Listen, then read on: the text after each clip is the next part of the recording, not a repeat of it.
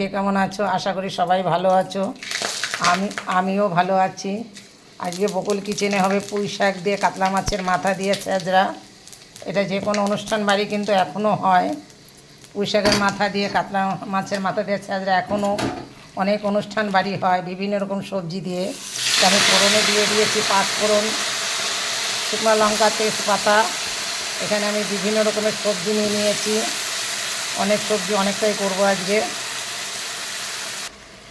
বন্ধুরা দেখো, আমি কাতলা মাছের মাথাগুলো কিন্তু আমি দিয়ে দিয়েছি। পুঁই শাক কিন্তু আমার প্রায় সিদ্ধ হয়ে গেছে।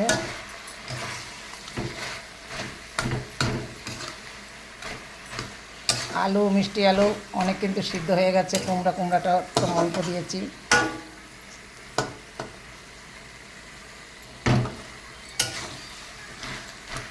আমি কিন্তু এর ভিতরে জল দিইনি একটুকু, একদম আঁচটাকে একটু কমিয়ে দিয়ে ঢেকে দিয়েছিলাম।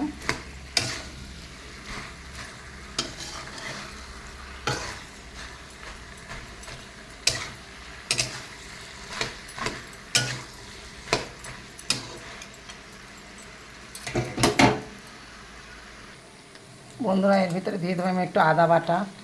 লাস্টে আমি আদা বাটাটা দিচ্ছি কেন, আর একটু জাল হবে ফ্লেভারটা ভালো আসার জন্য। যেহেতু ছেঁচড়া, এটা ছেঁচড়া করেছি কাতলা মাছের মাথা দিয়ে। দেখো বন্ধুরা, ছেঁচড়াটা কিন্তু কত সুন্দর হয়ে গেছে। দেখেছো কত সুন্দর ছেঁচড়াটা হয়েছে। একদম অনুষ্ঠান বাড়ির মতন ছেঁচড়া করেছি সব রকম সবজি দিয়ে কাতলা মাছের মাথা দিয়ে। এখনও বিয়েবাড়ি অনুষ্ঠানে কিন্তু কাতলা মাছের মাথা দিয়ে কিন্তু এখনও ছেঁচড়া হয়। বন্ধুরা দেখো, আমার ছেঁচড়াটা কিন্তু হয়ে গেছে, আমি নামিয়ে নিয়েছি। এতে কিন্তু আমি তেমন কিছু মশলা দিইনি। গ্যাপে একটু কাঁচা লঙ্কা চেরা দিয়ে দিয়েছিলাম, সেটা হয়তো আমি দেখাইনি, তাও বলে দিচ্ছি। কাঁচা লঙ্কা চেরা দিয়ে আমি কিন্তু করেছি, এত তেল মশলা আমি দিইনি, একদমই মশলা দিইনি।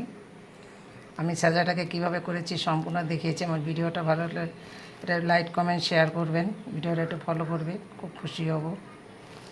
বন্ধুরা এখনও কিন্তু এইভাবে ছেঁচড়া করা হয়। সবাই ভালো থাকো, সুস্থ থাকো।